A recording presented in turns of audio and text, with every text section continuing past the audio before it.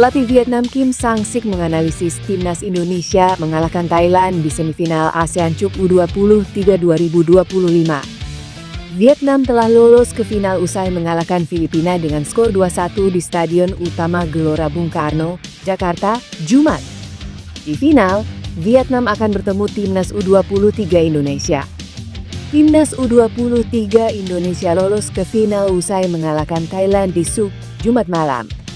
Pertandingan dalam waktu normal hingga perpanjangan waktu berakhir dengan skor 1-1.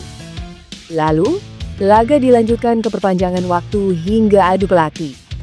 Timnas U23 Indonesia dalam adu penalti dengan skor 7-6 atas Thailand. Selepas pertandingan melawan Filipina yang digelar sore, Kim Sang-sik mengakui menganalisis pertandingan Timnas U23 Indonesia vs Thailand. "Saya belum pernah bermain melawan pelatih Indonesia yang sekarang. Jadi tidak banyak yang bisa saya komentari," kata Kim Sang-sik. Vietnam pun akan mempersiapkan dengan maksimal untuk pertandingan final. Pertandingan final antara Timnas U23 Indonesia vs Vietnam akan digelar di Subuk pada 29 Juli 2025 pukul 20. WIB. Media Belanda menyebut penyerang FC Utrecht, Emiliano Jonathans, menjadi target utama SI untuk dinaturalisasi jadi pemain timnas Indonesia. Menurut laporan Voetbal Premier, SI saat ini sedang membujuk Emiliano Jonathans agar mau dinaturalisasi. Sejauh ini Emiliano Jonathans sedang membicarakan tawaran SI itu dengan perwakilannya terkait potensi bermain untuk timnas Indonesia. Negara yang ambisius ini berharap dapat segera menambahkan striker FC Utrecht tersebut ke dalam skuadnya dan menganggapnya sebagai prioritas utama, tulis Voetbal Premier. Jonathans dianggap sebagai talenta menjanjikan untuk skuad Garuda, terutama mengisi pos lini serang. Kedatangan Jonathans sangat berarti lantaran pada saat yang sama Ole Romein tengah cedera usai menjalani tur pramusim di Indonesia. Pemain 21 tahun tersebut memiliki peluang terbuka lebar jadi pemain naturalisasi timnas Indonesia. Keberadaan Patrick Kluivert, Alex Pastoor, dan sejumlah staf pelatih Belanda lain bisa menjadi magnet bagi Jonathans bergabung dengan tim Merah Putih.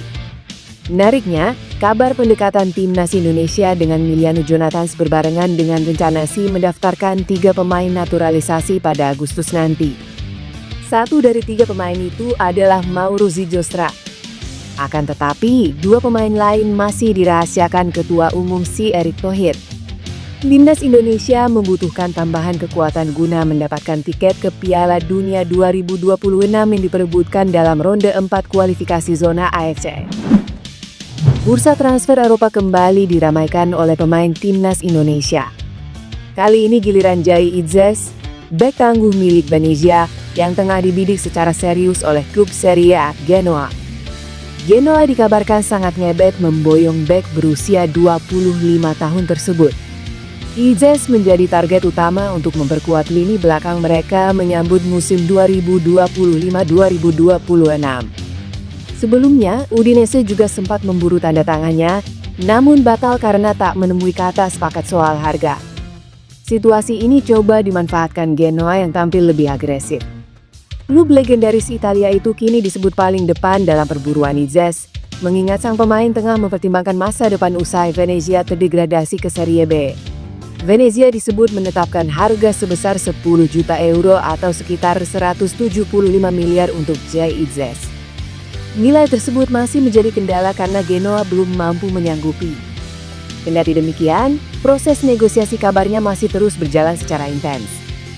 Genoa disebut menyiapkan strategi khusus agar bisa mengamankan jasa ex-pemain Go Ahead Eagles tersebut. Idzes sendiri masih terikat kontrak hingga 2027. Menurut situs Transfermarkt, nilai pasar kapten timnas Indonesia itu mencapai 7,5 juta euro. Saat ini, Venezia sedang menjalani masa transisi setelah berpisah dengan pelatih Eusebio Di Francesco. Kursi kepelatihan kini ditempati Giovanni Stropa, sosok yang akan berperan penting dalam menentukan masa depan Jai Idzes. Dengan bursa transfer yang masih terbuka, Jai Idzes diprediksi bakal jadi salah satu yang paling menarik untuk diikuti oleh publik sepak bola Indonesia. Sorotan kembali tertuju pada rencana naturalisasi pemain keturunan untuk timnas Indonesia. Kali ini, nama striker klub Serie A, Bologna FC, Tis Dalinga, yang disebut-sebut memiliki darah keturunan Indonesia dari kawasan Tanjung Priok, Jakarta, mencuat sebagai kandidat terkuat. Langkasi mengincar Dalinga bukan tanpa alasan. Pasalnya, striker naturalisasi sebelumnya, Ole Romain, mengalami cedera serius saat membela Oxford United dalam laga pramusim melawan Arema FC di ajang Piala Presiden 2025. Akibatnya, striker andalan timnas Garuda itu harus absen panjang, termasuk tidak bisa bermain di babak lanjutan kualifikasi Piala Dunia 2026 zona Asia. Dalam situasi darurat tersebut, si kabarnya bergerak cepat. Tis Dalinga lahir pada 3 Agustus 2000 di Groningen, Belanda. Dengan tinggi 185 cm, dia terkenal sebagai penyerang andal dengan naluri mencetak gol tinggi. Pemain ini juga memiliki nilai pasar fantastis. Transfermarkt mencatat harga pasarnya mencapai 208,58 miliar.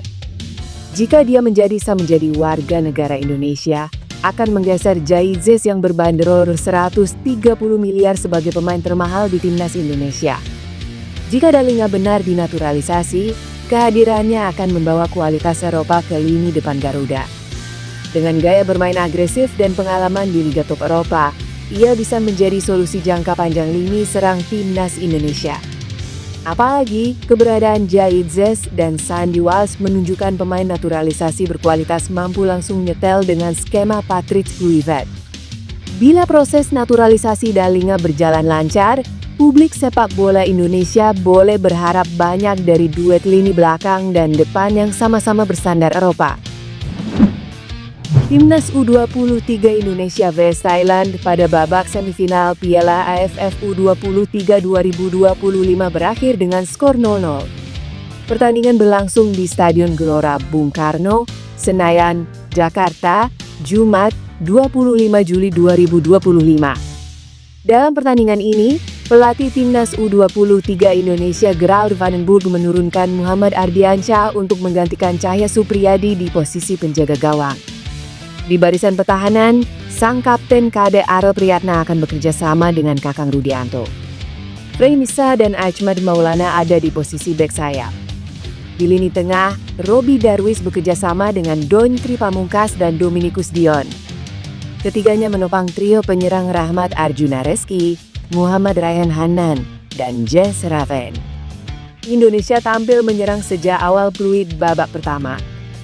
Skuad Garuda bermain dengan mengandalkan serangan dari sisi sayap. Peluang pertama Indonesia dapatkan pada menit ke-6.